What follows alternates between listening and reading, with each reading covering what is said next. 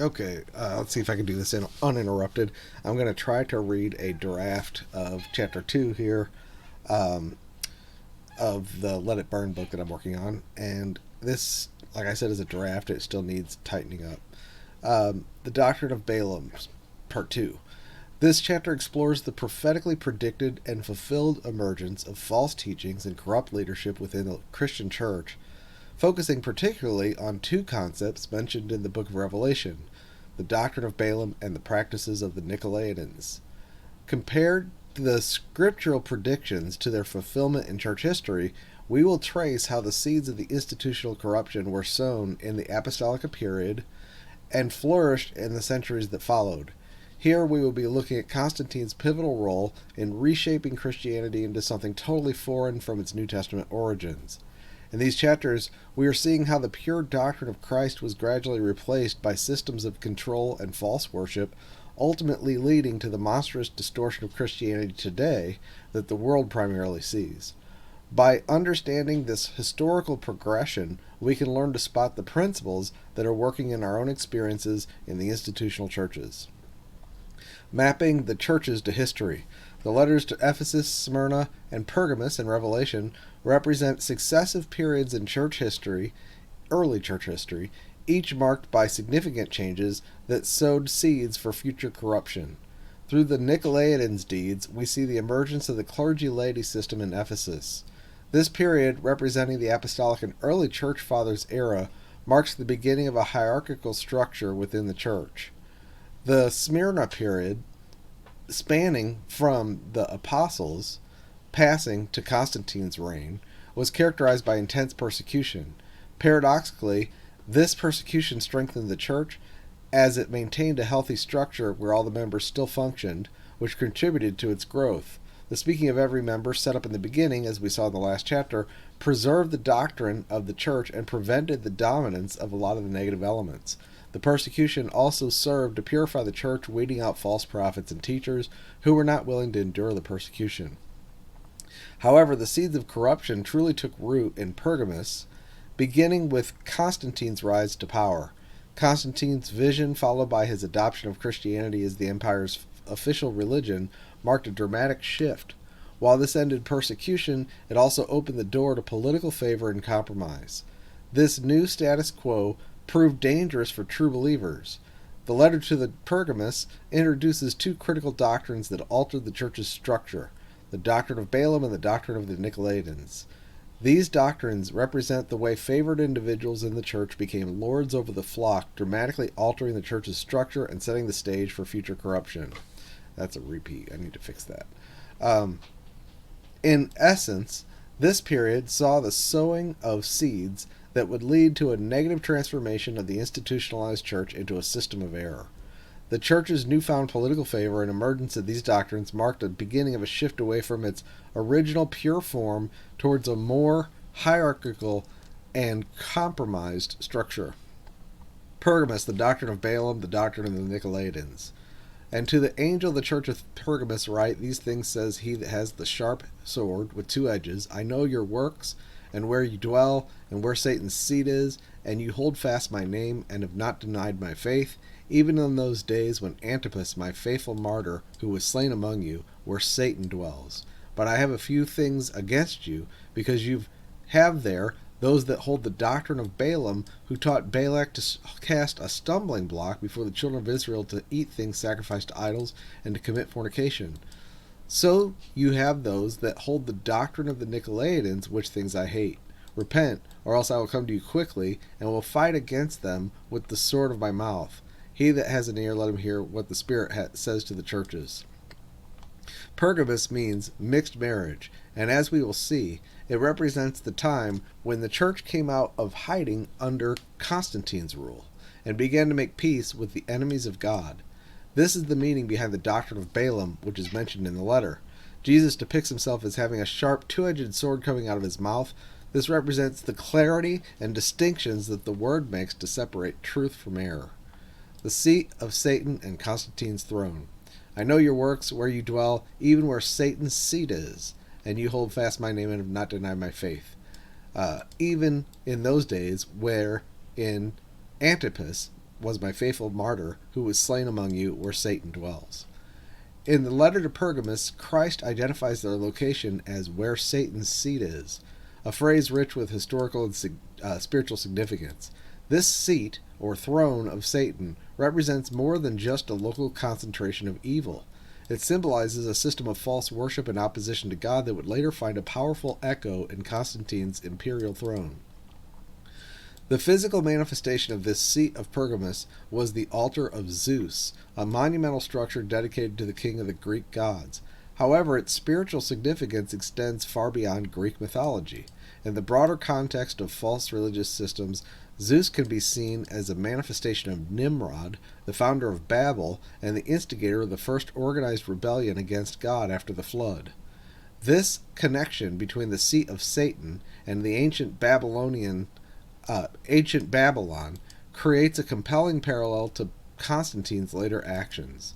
Just as Nimrod established a false system of worship that spread throughout the world, Constantine would use his imperial throne to reshape Christianity, blending it with pagan elements in a way that echoed the ancient Babylonian mystery religions.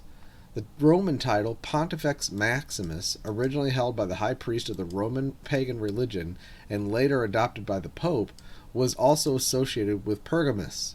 This title, meaning the chief bridge builder, symbolizes the merging of diverse religious traditions, a practice that would become central to Constantine's approach to Christianity.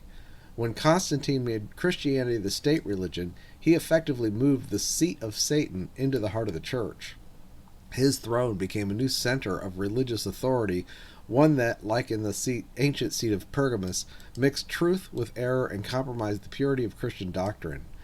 By bringing pagan practices into the church and appointing leaders who would enforce this new syncretistic version of Christianity, Constantine created a system that mirrored the ancient Babylonian model of religious and political power united in one throne.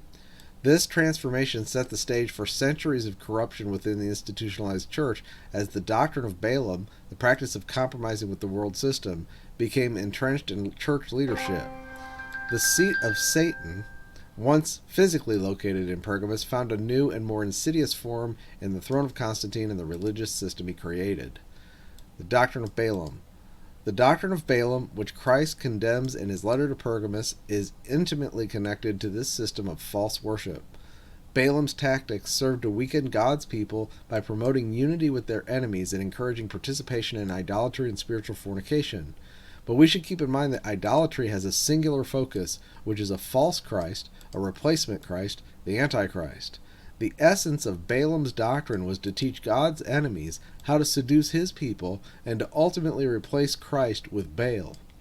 Baal is the Phoenician equivalent of the Nimrod Tammuz worship started at Babel, which in Rome was known by names Zeus and Apollos. It is crucial to understand that the power behind the seat of Satan and the false worship it represents is not merely human in origin. Rather, it's part of a spiritual system orchestrated by Satan himself, who seeks to be worshipped in place of God. Satan does not just want the general world to worship him, he especially delights in subverting God's people and directing their worship in such a way that while they think they are worshiping the true God, they are actually serving him. As we'll see in the next chapter, the children of Israel really thought they were serving Jehovah when they stoned Naboth for blasphemy at the bidding of Jezebel, who was systematically replacing the worship of Jehovah with Baal worship. The New Testament mentions Balaam a couple times. Peter had warned about false prophets and teachers among the churches, describing them as spots and blemishes, sporting themselves with their own deceivings while they feasted with the saints, having eyes full of adultery that cannot cease from sin, and beguiling unstable souls. They had forsaken the right way and gone astray, following the way of Balaam, who loved the wages of unrighteousness. While Peter and Jude refer to Balaam as a character type for false prophets, Jesus refers to an official doctrine, the doctrine of Balaam, here in the letter to Pergamos. I have a few things against you, because you have those who hold the doctrine of Balaam, who taught Balak to put a stumbling block before the children of Israel to eat things sacrificed to idols and commit sexual immorality. The origin of the doctrine of Balaam. To understand this doctrine, we need to look at the Old Testament. Balaam, as described in Numbers, was a prophet, but not from the tribes of Israel. He was an outsider and an enemy of the children of Israel. King Balak hired Balaam to curse Israel, believing that these curses would have supernatural power to defeat them. God intervened and would not let Balaam curse Israel. Despite Balaam's willingness to work for his hire and his interest in money, God spoke through him, delivering genuine prophecies about Israel's destiny and the coming of Christ. However, God also rebuked Balaam through a donkey, demonstrating that he could use any means to speak. When Balaam could not curse Israel, he advised Balak on how to weaken Israel by leading them to compromise. He taught Balak to cast a stumbling block before the children of Israel, causing them to eat things sacrificed to idols and commit fornication. The strategic nature of Balaam's teaching. Most traditional teachings say that this refers merely to sexual sin and immorality. However, Balaam's teaching had a strategic goal. The surrounding camps were the Moabites, who were descendants of Lot by an incestuous affair with his daughters. They were related to the tribes as part of Abraham's household. God had told the Israelites that they were not to marry with other people that were not part of the tribes. Balaam might have said to the Israelites, "These Moabites are your family. There's no reason to be at odds. You should be at peace with them." Balaam told Balak to have his most beautiful women invite the Israelites to love feasts and seduce them. The Israelites left the camp and joined themselves with these women, intermarrying with them. This is not just about sexual immorality, it's a much deeper plot. The allotments of land represent the inheritance of the tribes, which eventually become the manifestation of the kingdom on earth and are tied directly to the salvation that Christ secured. In the Old Testament, Satan sought to corrupt the bloodline of God's chosen people and thwart the coming of the kingdom. This is evident in two main instances: before the flood through the Nephilim, who later occupied the Promised Land, and through the intermingling with other nations. Satan's aim was to prevent the establishment of God's kingdom by causing its people to fall under judgment. Through this intermarriage, the inheritance and the kingdom were threatened, and the children of Israel were introduced to Baal worship. So what is the doctrine of Balaam? At the root, it is to encourage peace with the enemies of God. It is to teach love and tolerance, and even encourage intermingling with people that we should mark and avoid. In Pergamos, this teaching has become an official doctrine. The institutionalized church under Constantine openly embraced the doctrine of Balaam. Making Christianity the state religion wasn't a sign of Constantine's devotion to Christ, but a political strategy for maintaining peace in his empire. His approach was pragmatic. Unable to suppress Christianity through persecution, which only increased its followers, he opted to co-opt it. This strategy aimed to court, flatter, and ultimately corrupt and absorb the Christian movement into the state apparatus. Constantine brought all the pagans into the religion. The pagans did not have to understand Christian doctrine or even be regenerated to be part of the religion. Constantine converted the pagan temples into churches and made pagan pantheons of deities into saints, giving them new names. In Catholicism, all the veneration of the saints, which are often associated with various powers and charms, comes from the pagan gods that Christianity was brought into contact with, and the Christians were taught to love and receive the unbelieving pagans. Constantine Christianized pagan practices, including forcing baptism on pagans, to create a unified state religion for the sake of the peace of the empire. Pagan feasts were renamed with Christian designations so pagans could continue their traditions under a Christian guise. Consequently, Christians were brought into contact with these idolatrous practices, thinking that they were part of the worship of Christ. God views this as a form of fornication because he's married to a chaste bride, the church. In this way, even God's genuine servants were seduced to commit fornication and eat things sacrificed to idols. The pagan practices and feasts were reinterpreted in the light of Christian doctrine, and as we'll learn in the next chapter, the religion of paganism stems from Babel, and it's directly related to Baal worship, the false Christ, the hard taskmaster. The doctrine of the Nicolaitans. Thus you also have those who have the doctrine of the Nicolaitans, which thing I hate. The doctrine of the Nicolaitans aims to conquer the laity and is grouped with the idea of Balaam in Pergamos. We saw that the deeds of the Nicolaitans in Ephesus as the introduction to a clergy class of professionals to rule over the laity. This becomes official in Pergamos and is labeled as doctrine. The doctrine of Nicolaitans is closely associated with the doctrine of Balaam and attracts those who Peter says has gone the way of Balaam, which has to do with the wages of unrighteousness. Not only did Constantine bring the church into a new position of favor, he also handpicked its leaders. Many of these were raised in the church and were familiar with its doctrine, but they were not believers. They were skilled at rhetoric and at managing people and keeping them in line. These individuals were well versed in the outward form of biblical doctrine, but also were enemies of God's people, seeking to weaken them. They were given lavish salaries and estates, which led to lavish lifestyles and positions of nobles, along with lands and titles. They built churches from converted pagan temples, and in these new churches, these state-appointed leaders literally sat on marble thrones, removed from the congregation. They replaced the function of the members and instituted the official practice that we know as the pastoral system, with one man speaking and everyone else listening. Nicolaitan Balaamites. In the first 2 centuries of church history, there was a tendency to the doctrine of Nicolaitans in the name of preserving church unity against an onslaught of heresies. An erroneous form of church authority emerged, but its intentions were to protect doctrinal integrity for the good of the church. But now the doctrine of the Nicolaitans and the doctrine of Balaam come together in Constantine's sanctioning of the church and appointing its leaders. In addition to the unscriptural practice of exalting men over the flock to rule them, these people, hired by the state, began to subvert Christian doctrine to assist in creating a new peace between the pagans and Christians for the good of Rome. One of the jobs of the Nicolaitan hirelings that the state put in charge of the churches was to reinterpret the Bible and defang it. From here we get the practice of allegorization. All the promises concerning the kingdom were allegorized, so there's no literal throne of David, no future grafting in and restoration of Israel, and no actual fulfillment of the covenant promises to the fathers. Through allegorization, the distinction between Israel and the church was lost. The church is now spiritual Israel, and all of their promises concerning the land and their allotted portion are spiritualized and belong to the church. This is called replacement theology, where the church replaces Israel.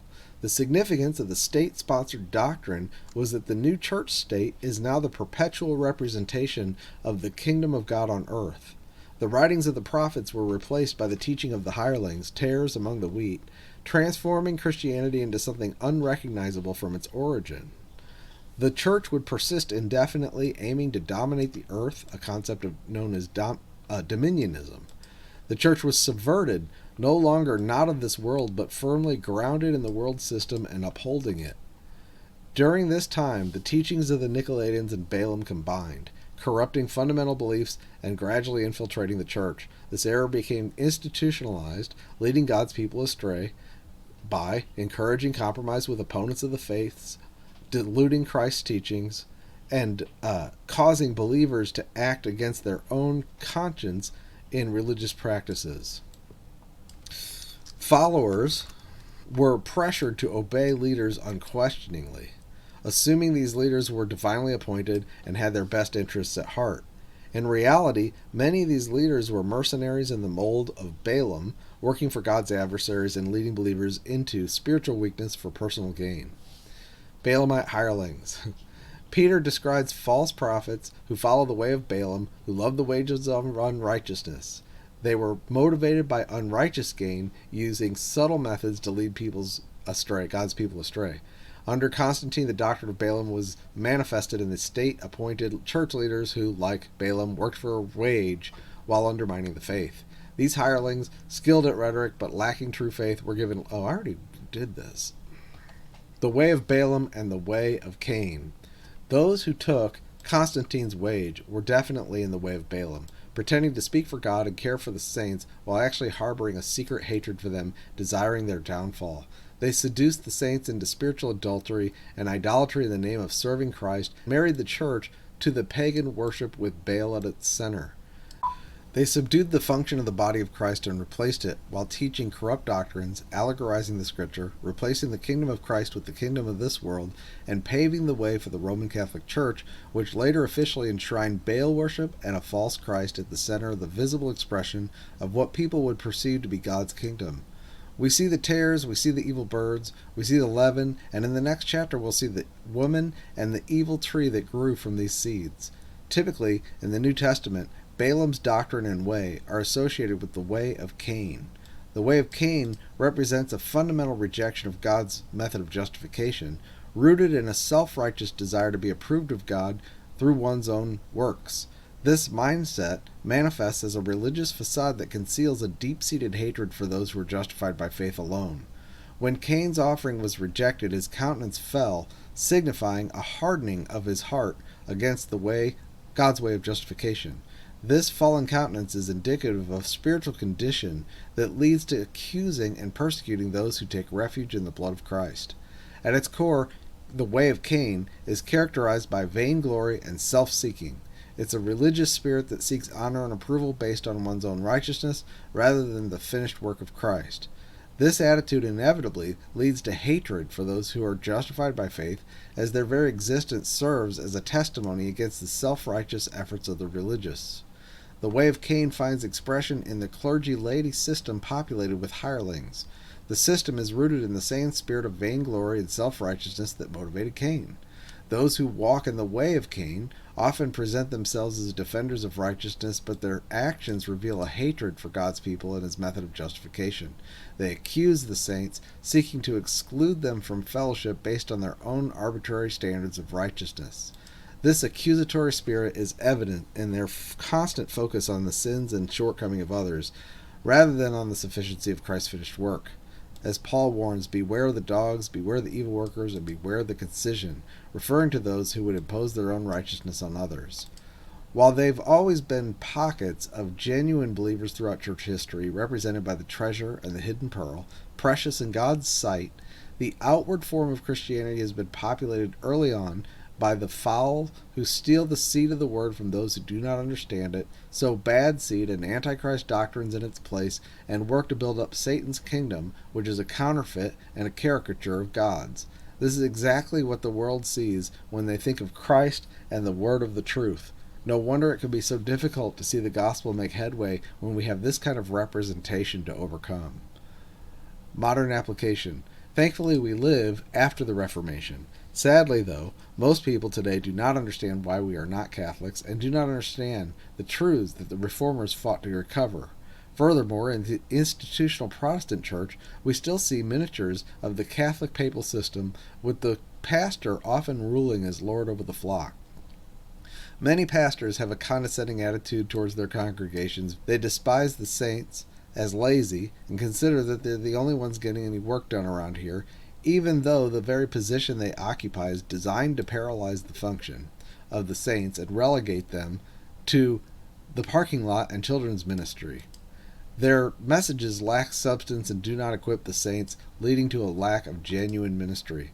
Some pastors are good, but it is disheartening to see many who speak down to their congregations in a patronizing language that one might use to scold a 12-year-old. Paul, who told the saints at Corinth that they were not ready for the meat of the word, proceeded to give them the weighty riches of the mystery of Christ. We must spend years searching his letters before even scratching the surface of meaning. The apostles didn't patronize the saints and treat them like babies. They declared all the riches of their inheritance as good stewards of the mysteries of God, ministering to sons and heirs who were being equipped to be stewards themselves. The 503c. The tax-exempt status also complicates things. Pastors in these tax-exempt situations are restricted in what they can say. They're set up to massage truth in order not to offend or compromise their position and their wage, and inevitably they focus instead on self-improvement and pop psychology. Jesus mentions Antipas, his faithful martyr who was slain among them. This indicates that the persecution is coming not from the world in general, but from an element associated with the church. Antipas means against everything. When the church system becomes married with things that are opposed to truth and opposed to God, a genuine believer who stands for the truth will be rejected and find themselves against everything. In Pergamos, we see a dramatic transition. Believers were no longer being persecuted by the state and the world out there, but by the church system that had been infiltrated and transformed. As we see later, while we are speaking of ancient things, the principles are still present, and there are many suffering Antipases in institutional Christianity today. In the next chapter, we'll look at Thyatira, associated with the Roman Catholic Church, featuring Jezebel and the formal replacement of the doctrines of Christ with the mysteries of Satan.